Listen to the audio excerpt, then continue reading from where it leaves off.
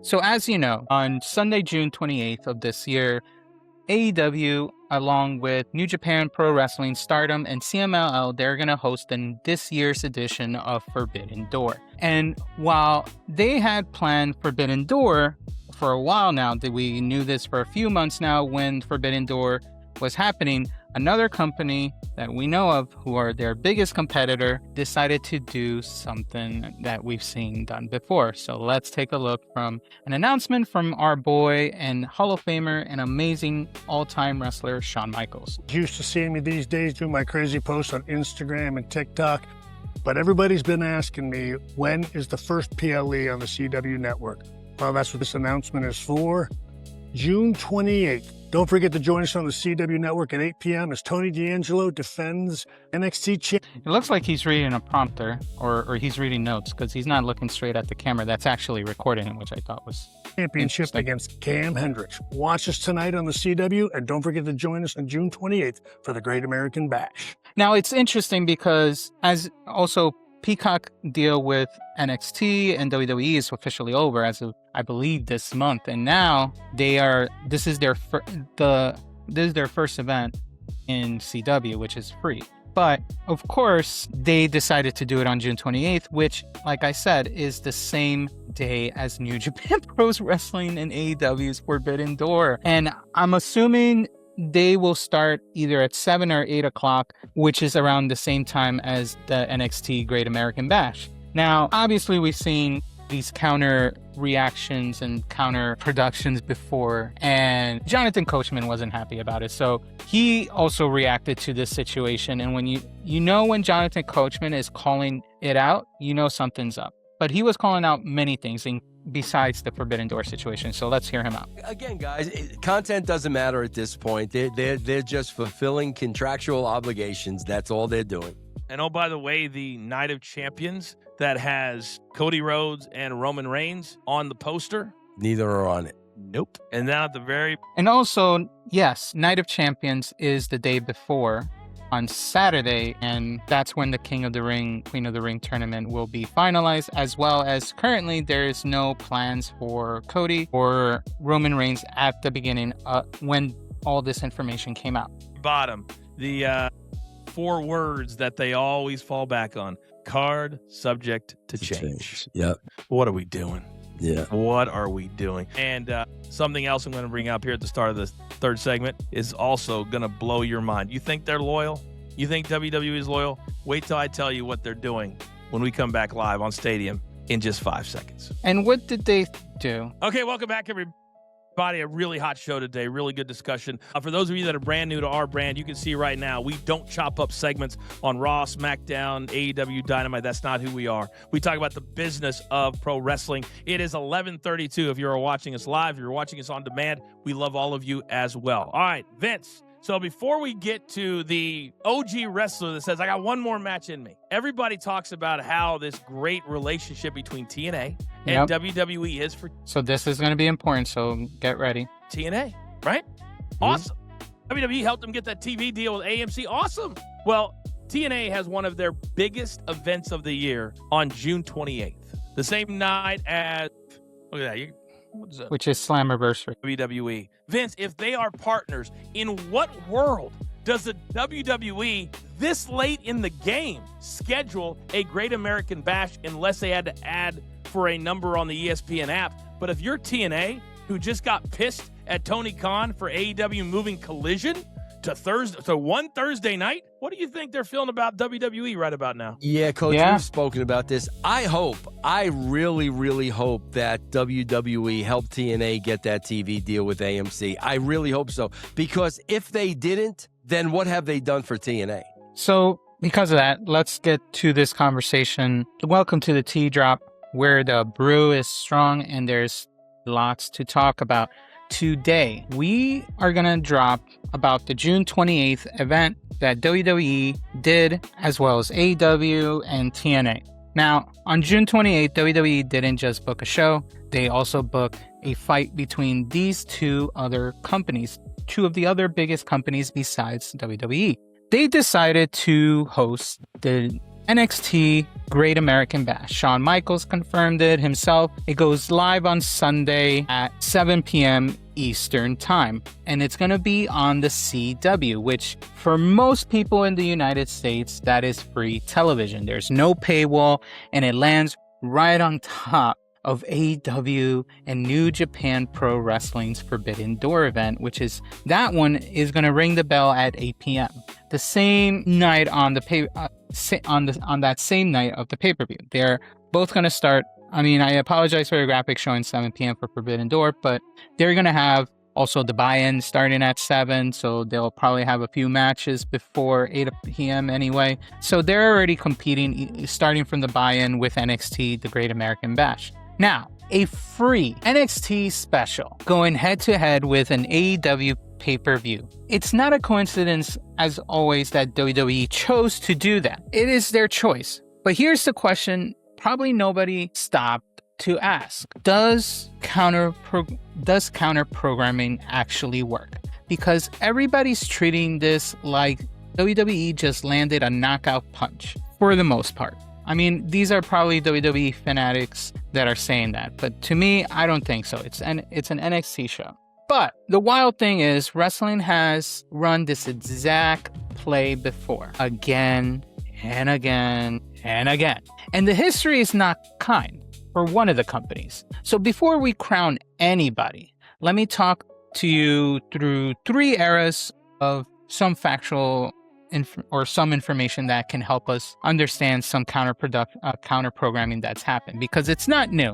The counter programming situation didn't start when AEW was born.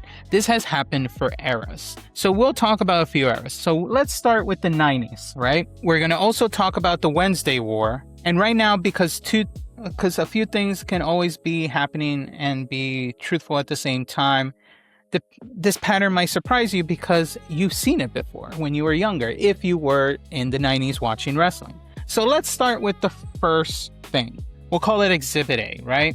The Monday Night Wars. We'll start with January 1999, right? Eric Bischoff, running WCW Nitro live on Mondays, goes on air and gives away the results of a taped Raw. Because at the time, WWE didn't do Monday Night War all the time live. They did some live, but most of it was recorded. So WCW, it took that as their advantage and they gave away results. So the way they set it up is you don't have to go change the channel, keep here, and we'll keep you updated. It was a great strategy because it kept eyes always on WCW, and that's how for some of the weeks they were able to win. Besides the work that they were doing on the show, it benefited them to do that. Now, that tape Raw was Mick Foley winning the WWF Championship. Bischoff's logic for that, when he saw that, why would anyone change the channel for a result that we just told you? That's always been his MO, but this situation was important. Because it was a big change. It was a change of colors, I guess. It sounds smart on paper. It's one of the most famous acts of counter-programming in wrestling history, and it's also the exact night that Monday Night Wars turn. Because instead of staying put when Eric Bischoff and his team said that result that Mick Foley won, apparently a reported 600,000 viewers flipped to Raw to watch Foley win. A lot of people were invested in that story and they wanted to see the result on their own eyes, something Bischoff thought wouldn't happen. Now think about it. Bischoff didn't keep his audience due to that situation. He ended up he handed the competition a reason to tune in. Now the fans didn't reward the spoiler. They punished it. Raw is Foley became a rallying cry, a meme before memes existed. WCW never recorded that momentum. And within 2 years, because of that, they were out of business. So that was one of the first lessons when it comes to counter-programming in wrestling. Burn that into your memory. Counter-programming didn't bleed the enemy, it fed them. When you tell people exactly where the action is, sometimes they go to the action. It's a very risky move. Eric Bischoff was winning when he did it, but unfortunately, that moment hurted him. Now let's go to the next exhibit. And this one, WWE should remember because they were in it and it's probably one of the most recent of events. the Wednesday Night Wars between NXT and AEW. On October 2019, WWE dropped NXT onto USA Network. It was part of a deal. They had a 2-hour live promotion for it. And they ended up doing a head-to-head with the debut of AEW Dynamite in Washington, D.C. It was all part of the plan. Same exact building blocks as the June 28th that we're about to see. Now, the established machine that's WWE is going against the new threat, because this was AEW's first big show, weekly show, same night, same time slot, and it all ended up being made the best show win. So how did it go? Over roughly a year and a half of head-to-head Wednesdays, the total viewership scoreboard for the most part read AEW with 63 week wins versus the NXT 11, maybe one tie and somewhere in there, I believe. Now let that sit. It wasn't at all a war. It was AEW beating them. And it didn't end with AEW retreating. It ended up with WWE blinking. And what do I mean by that? Well, by April 2021, NXT quietly moved from Wednesday to Tuesday nights. And that's where they've been ever since. The only time they move out of Tuesday if there's a special event happening, which is no time, no soon.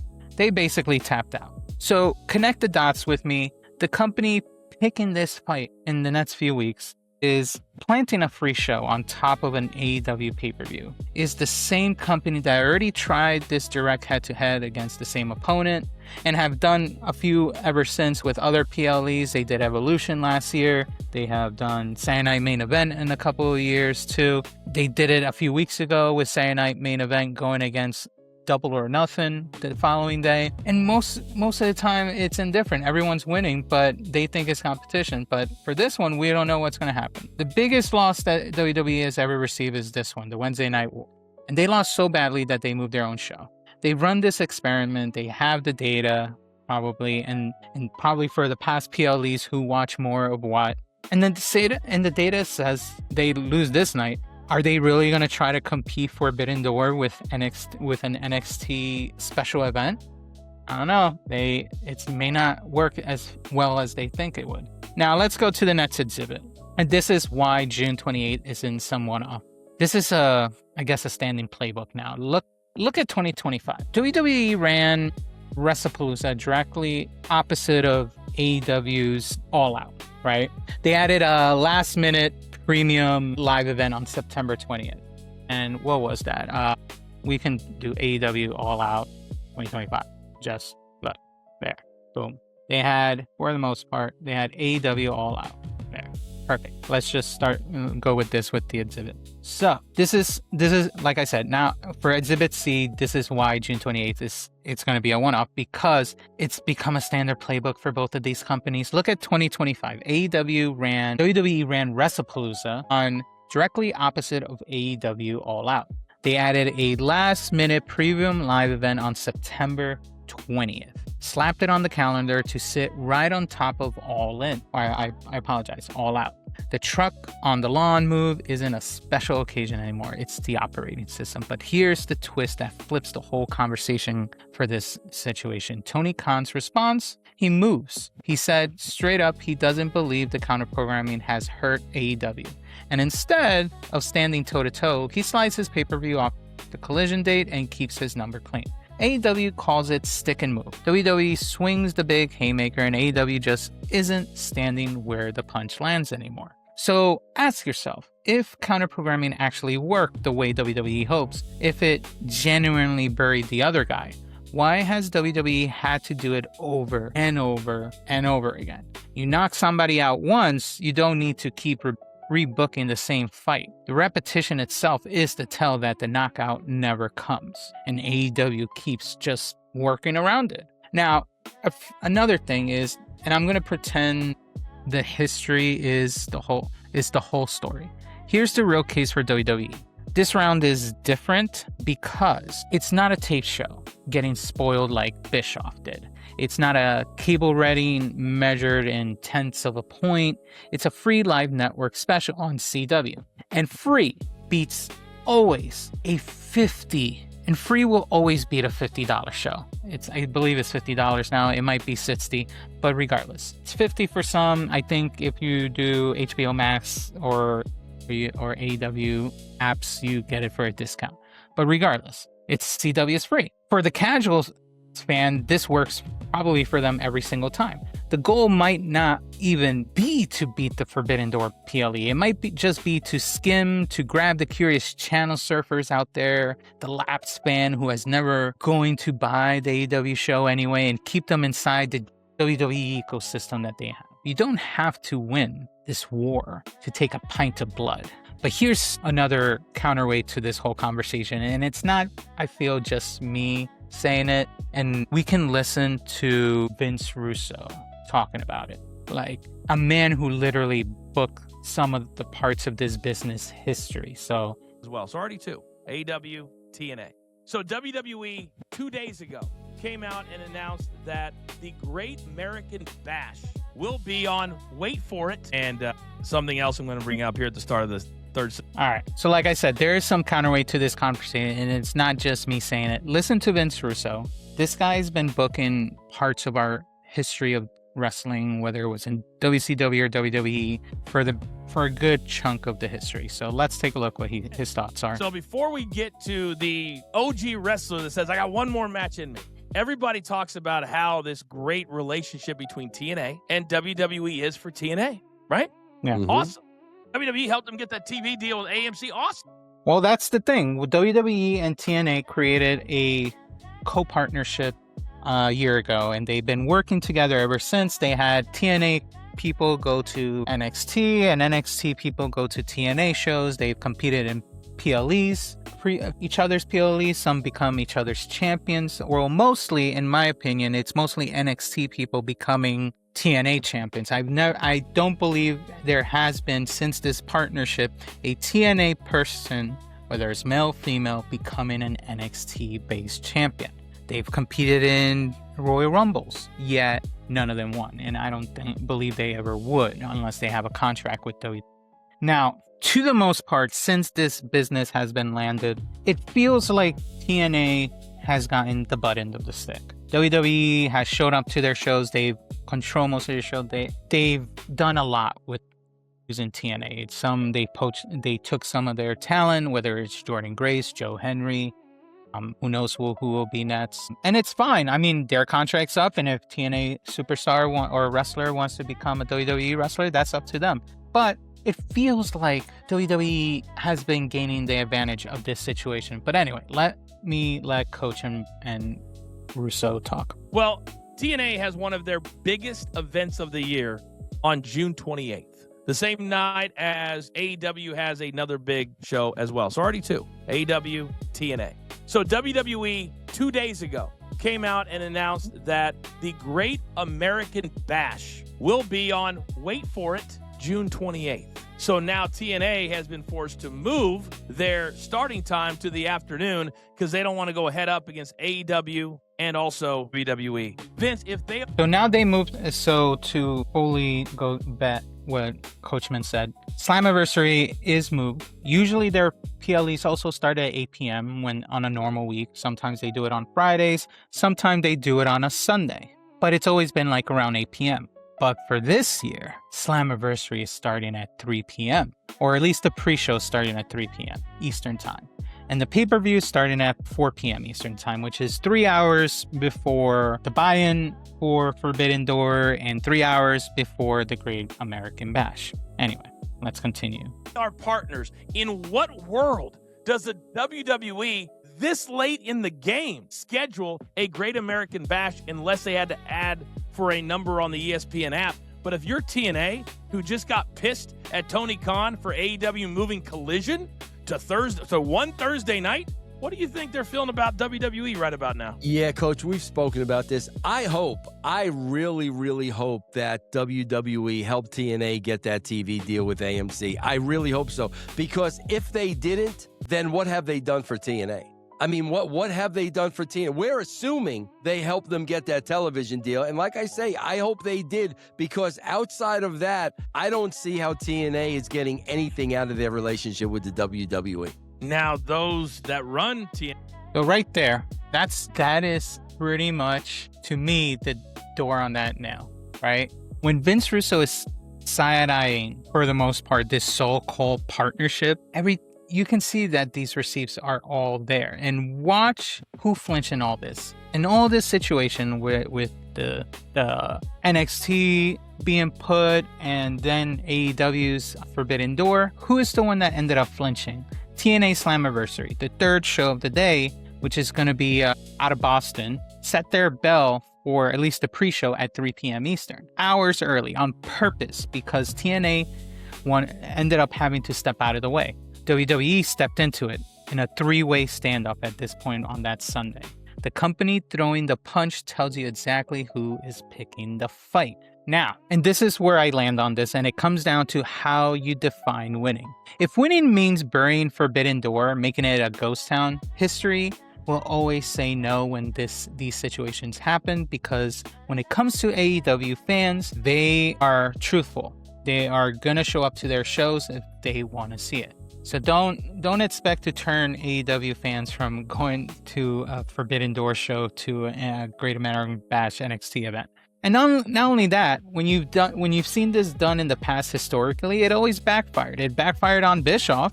It failed WWE across 75 other Wednesdays when they went against AEW on the Wednesday Night Wars. And when in doubt, AEW if they see it as a big issue, they just slide out of the way. By that scoreboard, counter programming basically never works, in my opinion.